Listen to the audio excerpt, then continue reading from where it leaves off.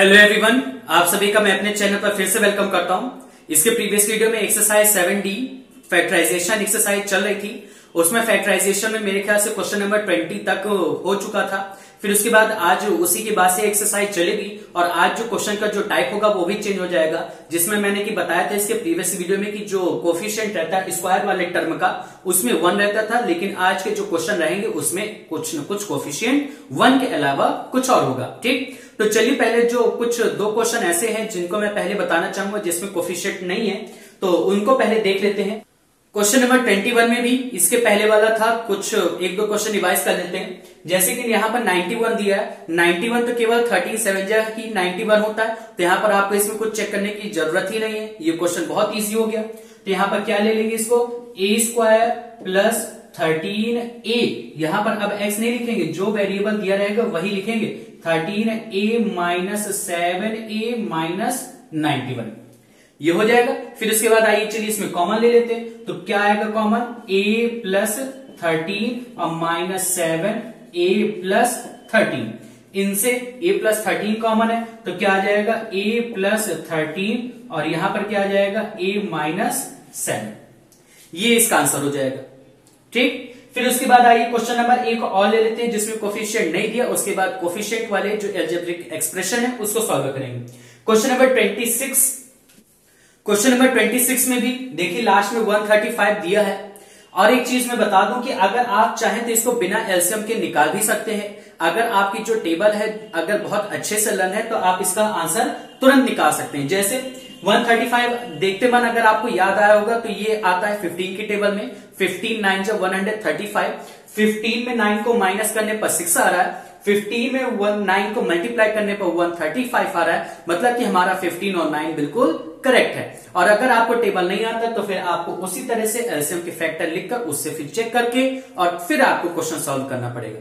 ठीक, तो पता चल गया आपको कि 15 और 9 आ रहा है, तो आइए 15 और 9 ले लेते। लेकिन क्या कंडीशन रहेगी इस बार कि ये माइनस का 6 आ रहा है, मतलब कि जो संख्या बड़ी होगी वो किसकी होगी, निगेटिव की होगी। तो यहां पर क्या आ जाएगा, y square minus 15y plus 9y minus 135 हो जाएगा।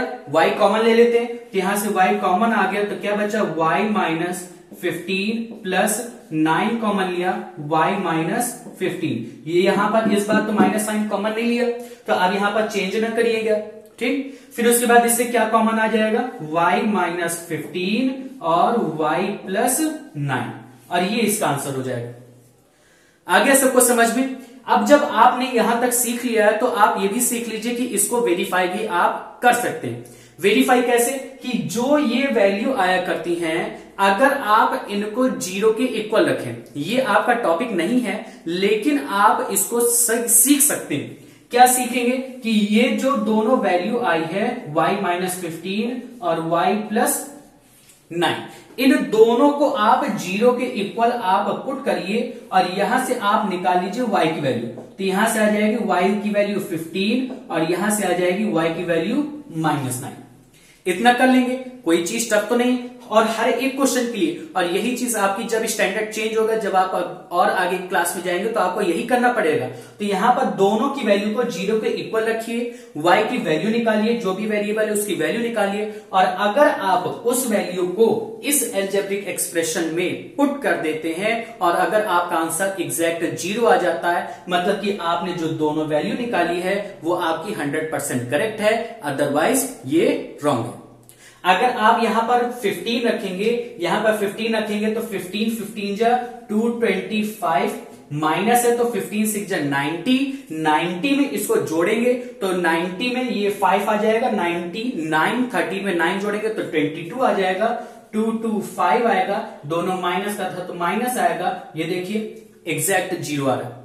यहां पर मैंने कैलकुलेशन काफी स्पीड से कर दिया, आप खुद यहां पर पुट करके देख लीजिए। y की वैल्यू 15 पुट करिए इसमें, यहां पर y की वैल्यू माइनस 9 पुट करिए, आपका जो अलजेब्रिक एक्सप्रेशन होगा सॉल्व करने पर 100% एग्जैक्ट 0 आ रहा होगा। और ये आप किसी भी फैक्टराइजेशन के रूल में अप्लाई कर सकते हैं। ठीक, आ गया सबको समझ में। अब उसके बाद आइए जो कोफिशिएंट वाले क्वेश्चन है उनको देख लेते हैं। देखिए क्वेश्चन नंबर 29 से कोफिशिएंट वाले क्वेश्चन स्टार्ट होते हैं और जैसे ही कोफिशिएंट वाले क्वेश्चन स्टार्ट हुए वैसे ही 3 क्वेश्चन लगातार ऐसे आए हैं जिसमें अगर आप उन क्वेश्चंस को देखेंगे, अगर आप ध्यान से न देखेंगे तो सारे के सारे क्वेश्चन सेम आएंगे, सेम समझ में आएंगे। क्यों? क्योंकि यहां पर पहली बात तो वेरिएबल से कोई मतलब नहीं है। अगर मैं चाहे एक्स स्क्वायर भी लिख दूं ना तो भी जो क्वेश्चन होगा वो अलग ही कहलाएगा। ये तीनों क्वेश्चन अलग हैं। अब यहां पर आपको ये एक जैसे दिख रहे होंगे, इसमें भी देखिए कोफिशिएंट 3 है, यहां पर ये जो दिया हुआ है लास्ट टर्म वो 8 दिया है, बस फर्क जो है वो इसमें है, यहां पर इसके कोफिशिएंट में। अब वो भी ऊपर और नीचे वाले कोफिशिएंट का में तो फर्क है ही नहीं, उसमें केवल साइन का फर्क है, बाकी बीच वाले का इसमें हल्का सा चेंज है, नहीं तो सारे के सारे क्वेश्चन एक जैसे लग रहे हैं ना एक जैसे। तो आइए इनको अब हम लोग कंपेयर करते हुए पढ़ते हैं, मतलब कि तीनों क्वेश्चन में क्या डिफरेंस है उसको पढ़ेंगे, तो साथ ही साथ तीनों क्वेश्चन और उनके बीच के डिफरेंस को आप अच्छे से क्लियर कर पाएंगे। तो चलिए देखते हैं इसमें क्या है इनके बीच में डिफरेंस। देखिए तीनों क्वेश्चन को मैंने ऐसे लिख लिया, अब इनको कंपेयर करते हुए सॉल्व करते हैं। लेकिन कोफिशिएंट वाले क्वेश्चन को मैं एक चीज बता दूं कि आप सॉल्व कैसे करेंगे। सबसे पहली बात, अगर आपने ध्यान दिया हो तो इसके पहले वाले क्वेश्चन में यहां पर जो कोफिशिएंट रहता था वो नहीं रहता था, मतलब कि यहां पर क्या रहता था, 1 रहता था। तो हम डायरेक्ट सिर्फ इसी का एलसीएम निकाल लिया करते थे, जबकि वहां पर एक चीज मैं बताना चाहिए मुझको, वो चीज यहां पर भी आप समझ लीजिए, दोनों में चेंज नहीं।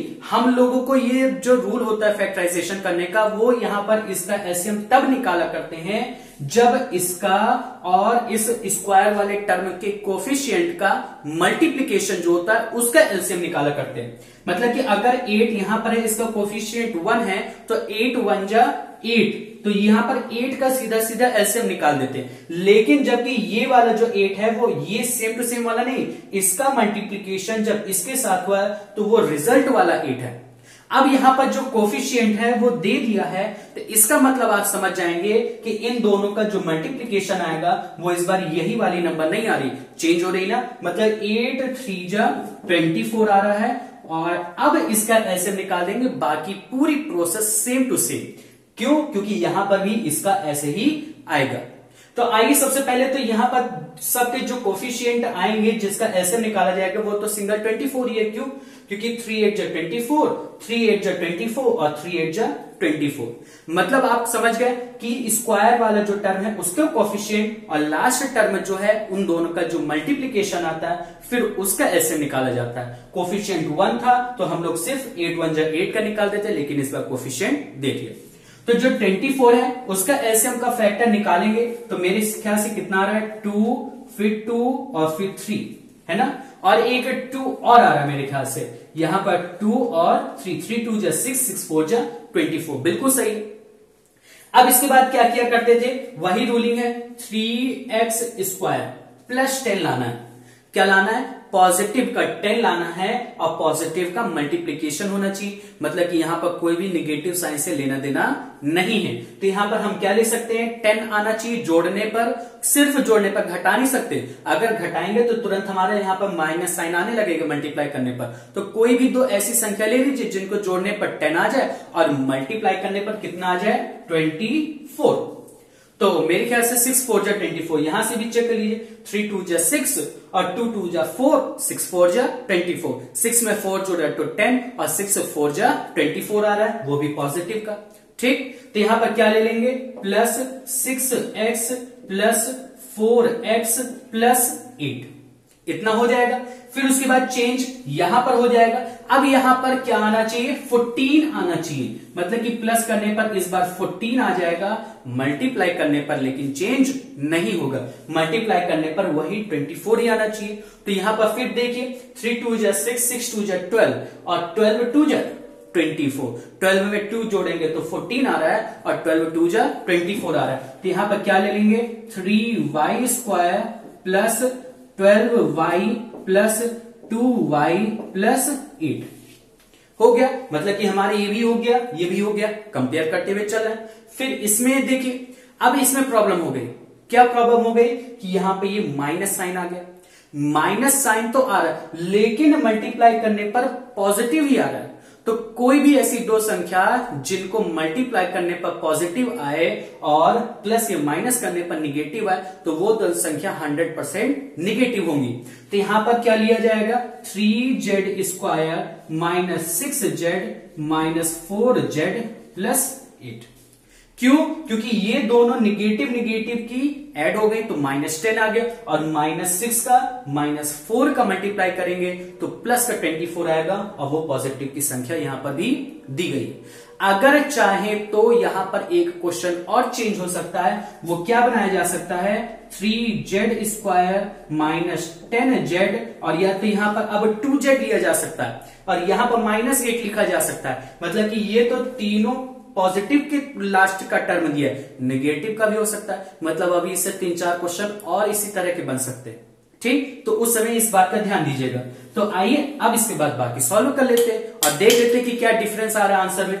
इन दोनों से 3x कॉमन है तो यहां पर क्या बचेगा x प्लस 2 प्लस यहां से 4 कॉमन है x प्लस 2। इन दोनों से फिर 3y कॉमन है तो y प्लस 4 प्लस यहां से 2 कॉमन है तो y प्लस 4। इनसे फिर 3z कॉमन है तो z माइनस 2 यहां से -4 कॉमन है z माइनस 2। फिर आइए अब क्या आएगा यहां पर आंसर x प्लस 2 और 3x प्लस 4। इसका क्या आएगा y प्लस 4 और 3y प्लस 2 और इसका क्या आएगा z माइनस 2 और 3z माइनस 4। ये तीनों का आंसर हो गया। आया सबको समझ में? देख लीजिए पूरा जो आंसर आ रहा है आपका बिल्कुल 100% डिफरेंट आ रहा है, लेकिन डिफरेंट किसमें ओनली साइन में चेंज है। यहां पर x प्लस 2 है, यहां z माइनस 2 है, यहां पर 3x प्लस 4 है, यहां 3z माइनस 4 है। सिर्फ वेरिएबल तो चेंज हो गया, z की जगह 6x लिखे, 6x की जगह z दिया जाए। ये वाला जो आंसर है वो भी से ये 4 यहां पर आ गया, ये 2 यहां पर आ गया। तो ज्यादा कुछ चेंज नहीं होता, लेकिन अगर आपने यहां पर ये जो साइन है इनको सही से नहीं लिया तो 100% आपका जो आंसर आएगा वो क्या हो जाएगा गलत हो जाएगा।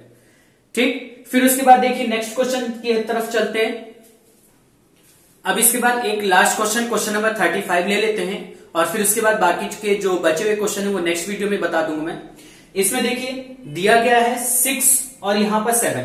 बताया था मैंने कि मल्टीप्लाई करते हैं लास्ट के टर्म को, तो 7 6 जा 42 का आप एलसीएम निकालेंगे तो आपका 2 और फिर 21 फिर 2 3 7 आएगा। 2 3 7 मतलब कि 7 3 जा 21, 21 2 जा 42 तो 21 और 2, 21 में 2 सब्ट्रैक्ट करेंगे तो 19 आएगा और 21 में 2 मल्टीप्लाई करेंगे तो 42 आ जाएगा। मतलब कि हम 21 और 2 ले लेंगे, लेकिन 19 बड़ा है, -19 आ रहा है तो मतलब कि 21 क्या लेंगे नेगेटिव का लेंगे। तो क्या आ जाएगा 7y square minus 21y plus 2y minus 6 हो जाएगा। आइए कॉमन ले लेते हैं तो क्या आ जाएगा यहां से कॉमन 7y, y माइनस 3 यहां से प्लस 2 कॉमन लेंगे तो y माइनस 3। तो यहां से क्या कॉमन आएगा y माइनस 3 और 7y प्लस 2 और ये इसका आंसर हो जाएगा। आगे सबको समझ में? तो बस आज के लिए मुझको लगता है इतना काफी है। यहां तक प्रैक्टिस करिएगा और जो क्वेश्चन ना आए तो फिर उसको पूछ लीजिएगा।